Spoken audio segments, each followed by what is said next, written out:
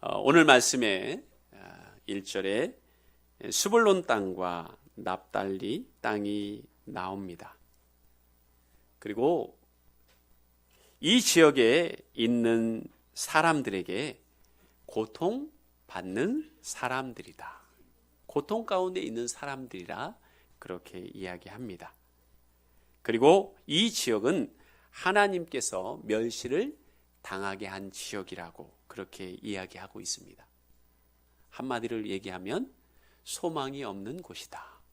스불론과 납달리 지역, 그곳을 둘러싸고 있는 갈릴리 지역은 우리에게 꿈과 생명이 없는 지역이다 라고 이야기하고 있습니다.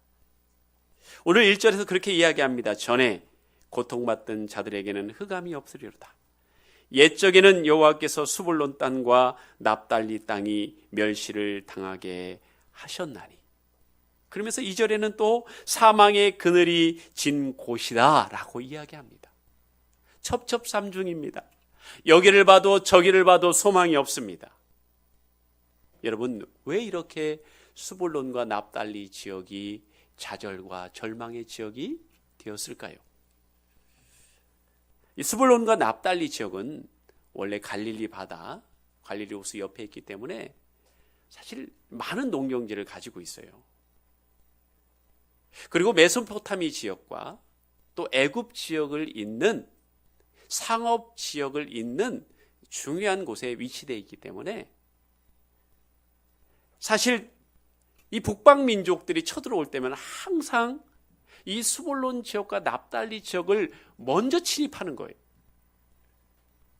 그러다 보니까 전쟁이 멎을 날이 없어요. 강대국으로부터 침입이 그쳐질 날이 없는 거예요. 뿐만 아닙니다. 오늘 이사에서는 아시리아로부터 위협을 당하고 있는 시대 배경을 지고 있는데, 아시리아도 마찬가지예요. 스불론과 납달리 지역을 먼저 침입해서 납달리 지역에 있는 사람들도 외국으로 강제 이주를 시켜버리는 거예요. 그리고 외국에 있는 이방인들을 납달리 지역으로 이주시킵니다. 그러다 보니까 이 민족성이 유지가 안 되는 거예요.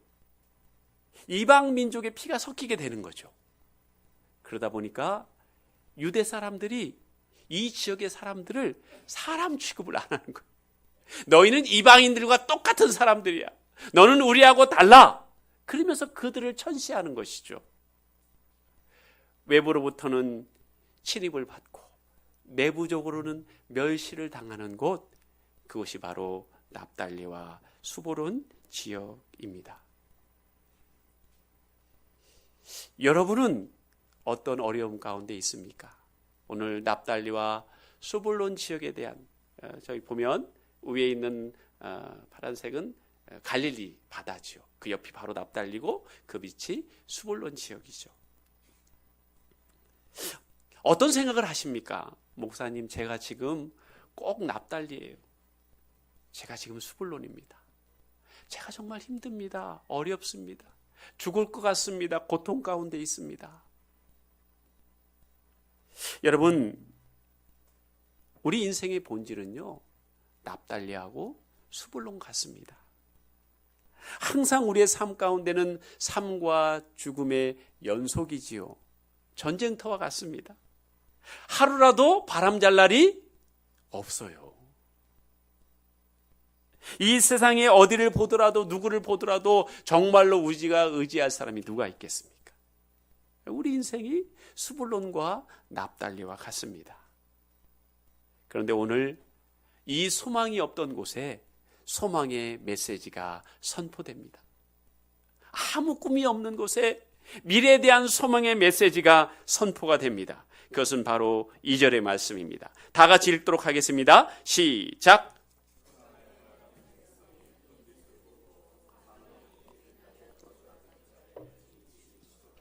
아멘.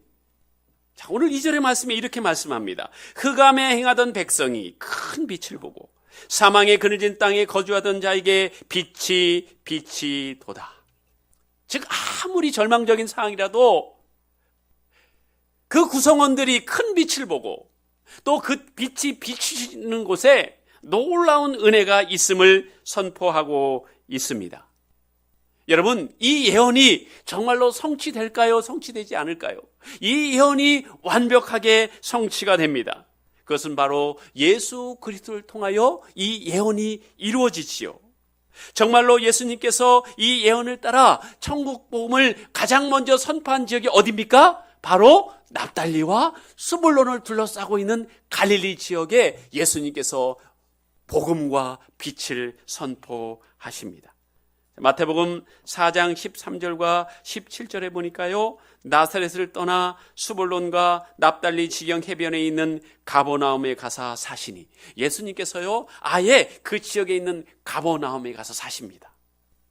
자, 그것은 왜 그렇습니까? 14절 15절에 보니까 선지자 이사야를 통하여 하신 말씀을 이루려 함이라. 절망의 땅 스불론과 납달리 땅과 해변길과 이방의 갈릴리가 영화롭게 될 것이다. 그렇게 계속해서 말씀하고 있지요. 그러면서 이때부터 예수께서 비로소 전파하여 이르시되 회개하라, 천국이 가까이 왔느니라. 그러니까 예수님께서 복음을 처음으로 선포한 것이 어디예요? 아무런 소망이 없던 스불론과 납달리 지역에 복음을 선포하셨습니다. 참 빛을 비추어 주셨습니다. 여러분, 빛은 무엇일까요? 큰 빛이 임할 때 그 어둠의 땅에 소망이 생겼다고 이야기하는데 그 참 빛은 무엇일까요? 우리의 인생은 어디로 와서 왜 살며 어디로 갈지 알지 못하는 인생입니다. 그런데 빛이 임할 때 내가 왜 이 땅에 왔고 하나님이 나를 왜 부르셨고 내가 무엇을 하다 가야 되는지를 깨닫게 됩니다. 여러분, 우리가 인생의 목적이 명확해지면요, 그 다음에는요 삶이 변화됩니다.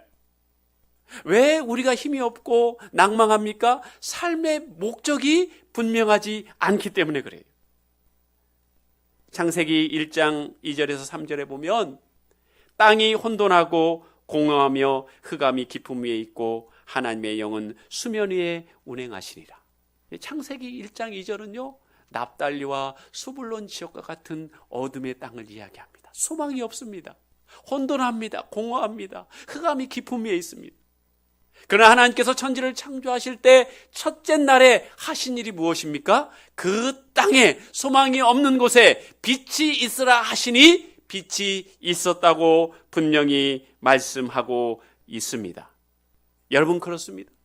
하나님의 진리의 빛이 비치는 곳에 내 인생이 해석되고 내가 이 땅에 온 목적이 이해가 됩니다. 여러분, 그러면 살아납니다. 생명이 살아납니다. 여러분, 빙점을 쓴 미우라 아야코 아시지요? 미우라 아야코 씨가 책에서 이렇게 이야기했습니다. 빛에 등을 돌리고 있을 동안에는 나는 자신의 불길한 그림자만 보았다. 당연히 햇빛을 등지고 있으면 보이는 건 뭐밖에 없습니까? 그림자만 보이지요. 모든 것이 어둡게 보입니다. 내 상황이 절망적으로 보입니다. 그러나 빛을 향했을 때 그림자는 사라지고 거기엔 성스러운 따뜻한 빛만 있었다. 그러나 내가 자세를 돌려서 저 햇빛을 향하여 내가 그 햇빛을 바라보고 있을 때 어둠은 없어지고 따뜻한 빛이 나를 비추고 있다고 이야기하고 있습니다. 여러분, 그렇습니다. 우리가 아무리 절망 가운데 있어도, 어둠 가운데 있어도, 사망의 그늘 가운데 있어도 내가 빛 대신 예수 그리스도를 바라보고 있으면요 모든 어둠의 생각들이 물러갑니다. 그리고 내 안에는 희망이 싹 틉니다. 생명이 싹 틉니다. 할 수 있다는 자신감이 생깁니다. 여러분, 하나님께서는 오늘 말씀을 통하여 우리에게 하나님의 역사의 원리를 가르쳐 주세요. 여러분, 하나님은 어떻게 일하십니까? 하나님은 어떤 사람이든지 민족이든지 사용하실 때 반드시 그를 낮추십니다. 낮추신 다음에 스불론과 납달리처럼 낮추신 후에 그를요 어떻게 사용하십니까? 그를 망하게 하는 것이 아니라 궁극적으로 그를 영화롭게 하십니다. 그를 통하여 하나님의 살아계심을 나타냅니다. 그를 통하여 많은 사람들이 생명을 얻는 놀라운 일에 쓰임받게 하시는 것입니다. 여러분, 요한복음 9장에 보면요, 나면서부터 맹인된 사람이 나옵니다. 여러분 한번 생각해 보세요. 여러분이 태어날 때부터 맹인이었다고 생각해 보십시오. 그 삶이 얼마나 고단하겠습니까? 그 삶이 얼마나 흑암으로 가득 차겠습니까? 그때 제자들이요, 나면서부터 맹인된 사람을 보면서 저 사람이 맹인이 된 것은 누구의 죄 때문에 그렇습니까? 라고 물어봅니다. 그때 예수님께서 이렇게 말씀하십니다. 요한복음 9장 3절입니다. 다 같이 읽겠습니다. 시작.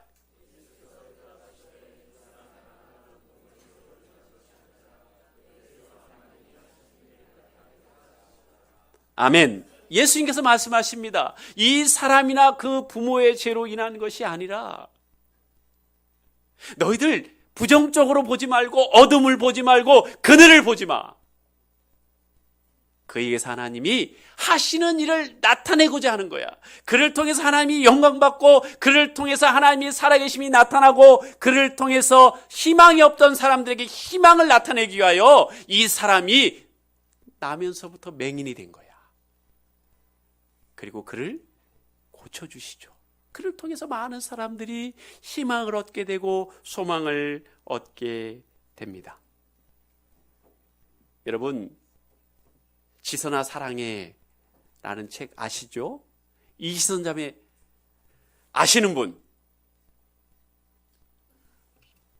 생각보다 많이 모르셔요. 예. 이 자매는 대학교 시절에, 이쪽에 보니까 이쁘장하게 생겼잖아요. 대학교 시절에 오빠랑 집으로 가다가 이제 차를 멈췄어요. 신호등에 있어서. 그런데 그만 술에 취한 사람이 신호를 위반하고 과속으로 하다가 그 차와 부딪혀가지고 이 자매는 정신을 잃게 되고 차에 불이 붙어버렸어요. 그래가지고 온몸에 화상을 입고 간신히 목숨만 건지게 되었습니다. 그가 신체의 55%를 3도 화상을 입었어요. 여러분, 3도 화상이라는 건 뭐냐면 아무리 치료를 해도 새살이 돋아나지 않는 거예요. 아무리 치료해도 그 피부가 살아날 수 없어요. 그러니까 그 45% 성한 살을 다시 떼어가지고 붙이고 그 45%는 다시 살이 돋아야 되는 거예요. 이 절망적인 상황이죠. 지금 반대쪽에 있는 얼굴은 치료가 다 끝난 상태. 치료하고 몇 년이 흐르고 이런 상황에 있는 모습을 지금 보여드리고 있습니다. 여러분, 저렇게 사고를 당하고 한 여대생이 다시 살아간다는 게 얼마나 절망적이에요. 정말 사망의 그늘진 곳에 사는 것과 똑같지요. 저 자매의 삶이 오늘 말씀대로 스불론과 납달리 지역의 땅이지요. 어떤 소망이 있겠습니까? 여러분, 그렇지 않습니까? 이 자매가 모든 치료를 마치고 이제 더 이상 안 된다고 그래서 8개월 만에 퇴원을 했어요. 근데 갑자기 궁금해진 거예요. 하나님, 차라리 그 사고로 나를 데려가시지 왜 살리셨습니까? 왜 대체 살리셨습니까? 그럼 대체 살리신 계획이 뭡니까? 나를 향한 무슨 계획이 있어서 나를 대체 살리신 것입니까? 그래서 교회에 갔어요. 다니던 교회, 사고 전에 다니던 교회 갔어요. 예배가 끝났습니다. 담임 목사님이 오셔서 이 자매를 위해서 기도해 주는 거예요. 근데 첫 번째 말이 사랑하는 딸아로 시작을 하시더라고요. 사랑하는 딸아. 그 사랑한다는 말이요, 하나님의 음성으로 들리는 거예요. 담임 목사님의 기도가 하나님의 음성으로 들리는 거예요. 사랑하는 딸아. 그러면서 하나님의 계획을 자신의 마음 가운데 부어주는데 이렇게 말씀하시는 거예요. 내가 너를 세상 가운데 반드시 세우겠다. 힘들고 병들고 지친 사람들에게 희망의 메시지는 전하는 사람으로 너를 사용하겠다고 분명하게 말씀하시는 거예요. 여러분, 저 자매에게 무슨 희망이 있겠습니까? 여러분 그렇지 않습니까? 그런데요, 예수 그리스도의 진리의 빛이 저 자매 가운데 임하니까 살 소망과 살 목적을 발견하는 거예요. 올해 5월에 바로 얼마 전에 간증한 것을 잠깐 보도록 하겠습니다. 홈페이지를 개설했을 때 거기에 이런 댓글이 쓰여졌어요. 내가 당신 같으면 죽고 말겠다고. 그 얼굴로 어떻게 사냐고. 이 자매를 수술한 의사도 그렇게 얘기했어요. 지선자매의 어머니한테. 수술이 끝나더라도 이 자매는 이제 앞으로 세상에서 나가서 살 수 없으니까 그런 꿈은 아예 접으라고. 여러분 그렇습니다. 사람의 시각은요, 하나님의 뜻을 깨닫지 못해요. 그러나 하나님은 말씀하셨어요. 하나님이 약속하셨죠. 내가 너를 반드시 세상 가운데 세울 거라고. 너를 영화롭게 할 거라고. 너를 통해서 삶의 의미를 깨닫지 못하는 많은 사람들이 너 때문에 위로받고 다시 삶을 살아갈 힘을 얻을 거라고. 보셨죠? 엄지밖에 성한 게 없어요. 주님의 빛이 임하니까 어둠이 사라집니다. 살아야 될 이유를 깨달아요. 그리고 미국에 가서 공부하게 되고 지금은 한동대학교 사회복지학과 교수로 재직하고 있어요. 여러분 참으로 하나님은 멋있는 분이에요. 여러분 저 자매의 얼굴에서 그늘이 있던가요? 분명히 우리는 저 자매보다 더 많은 걸 가지고 있어요. 손상된 것도 없어요.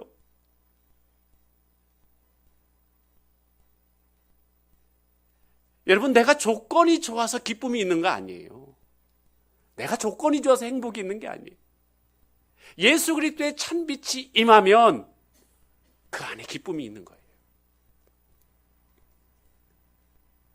여러분 그 말씀이 오늘 3절에 나오지요. 주께서 이 나라를 창성하게 하시며 그 즐거움을 더하게 하셨으므로 추수하는 즐거움과 탈취문을 나눌 때의 즐거움 같이 그들이 주 앞에서 즐거워하오니. 언제 즐겁다고요? 내가 재산이 많아지면요? 내가 승진하면요? 내가 부자가 되면요? 내가 빌딩을 사면요? 아니요. 그래서 기쁜 게 아니에요.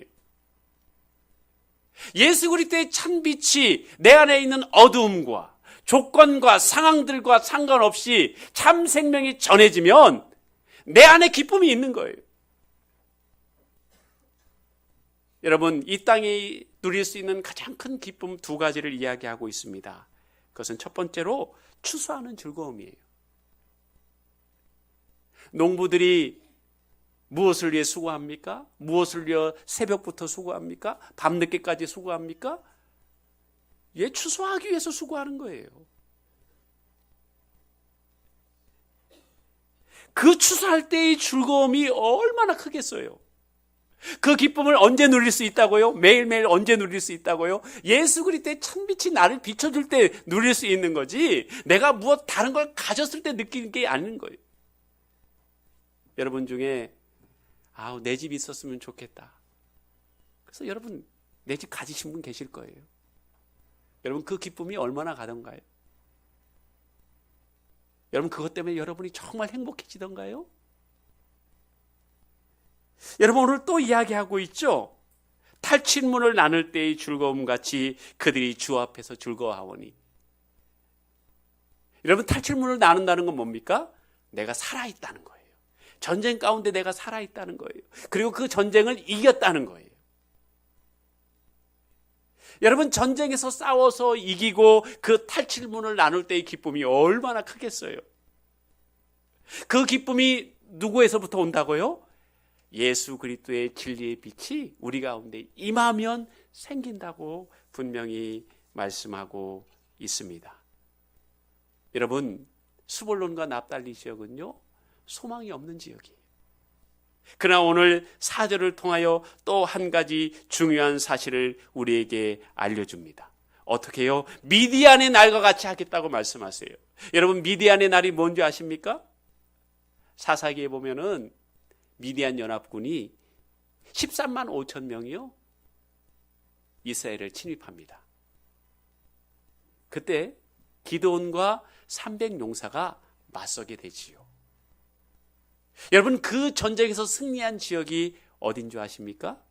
바로 스불론과 납달리 지역이 있는 이스라엘 골짜기예요. 그것을 이야기하는 거예요. 내가 세상적인 조건으로는 미디안과 싸워서 절대로 이길 수 없는 상황이더라도 하나님이 내 진리의 빛이 되시면 내가 용기를 얻고 그 어려움을 이길 수 있는 힘이 생기고, 뿐만 아니라 많은 사람들을 진리로 인도할 수 있는, 이지선 자매같이 삶의 소망이 없고 두려움 가운데 있는 사람들에게 삶의 소망을 전달해 줄 수 있는 그런 아름다운 인생을 목적으로 삼아 그 인생을 살아갈 수 있는 능력과 권세를 얻는다고 분명히 말씀하고 있습니다. 여러분, 무엇이 여러분을 힘들게 합니까? 또한 여러분 마음 가운데 참된 기쁨이 있습니까?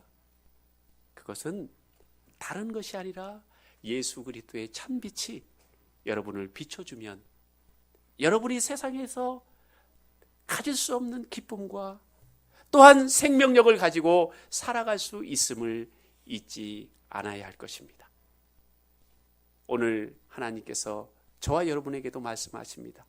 사랑하는 아들아, 사랑하는 딸아, 내 상황에 굴복하지 말고 내가 너를 반드시 세상 가운데 영화롭게 할 것이고 많은 사람이 너의 삶을 통하여 주께로 돌아오는 삶을 살게 하겠다고 약속하고 계십니다. 이 놀라운 하나님의 약속이 저와 여러분 삶 가운데 이루어지시기를 주님의 이름으로 축복합니다. 기도하겠습니다.